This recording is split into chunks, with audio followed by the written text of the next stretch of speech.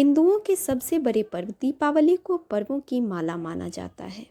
5 दिन तक चलने वाला ये पर्व सिर्फ भैया दूज तक ही सीमित नहीं है, बल्कि यह पर्व छठ तक चलता है।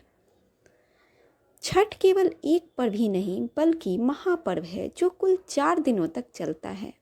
नहाए खाए से लेकर उगते हुए भगवान सूर्य को अर्घ देने तक चलने वाले इस पर्व का अपना एक ऐतिहासिक महत्व है।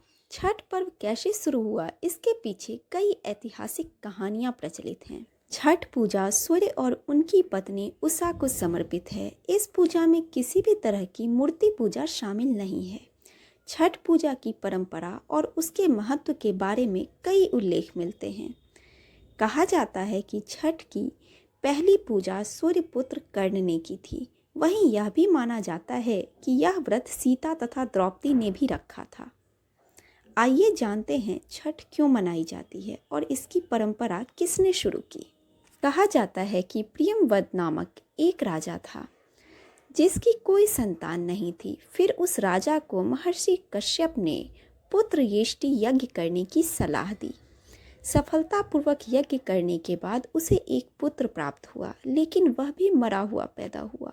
कहा जाता है कि जब राजा मृत बच्चे को दफनाने की तैयारी कर रहे थे, तभी आसमान से एक ज्योतिमय विमान धरती पर उतरा और उसमें बैठी देवी ने कहा, मैं षष्ठी देवी और विश्व के समस्त बालकों की रक्षिका हूँ। इतना बोलकर देवी ने उस मृत शरीर को स्पर्श किया, जिससे वह जीवित हो उठा।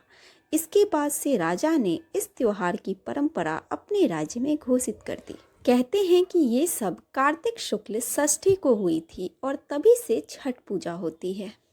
इसके अलावा ऐसी कई कथाएं हैं जिसमें उल्लेख है कि छठ के त्योहार की शुरुआत महाभारत काल से हुई थी।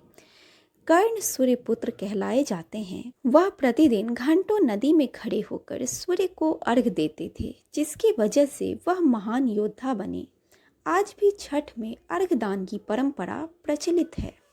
इसके अलावा छठ पर्व से जुड़ी एक और कहानी प्रचलित है कि जब पांडव अपना सारा राजपाट हार गए, तब द्रौपदी ने छठ व्रत रखकर पांडवों को उनका सारा राजपाट वापस दिलवा दिया।